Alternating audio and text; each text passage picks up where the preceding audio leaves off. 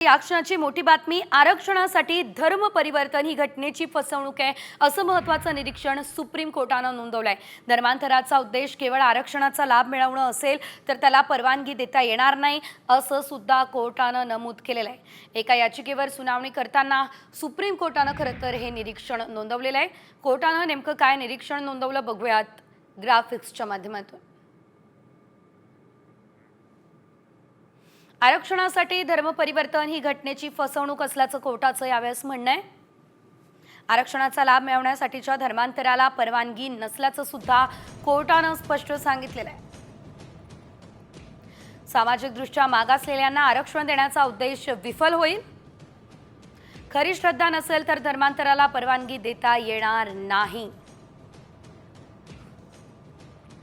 आरक्षणासाठी धर्म परिवर्तन ही घटनेची फसवणूक आहे।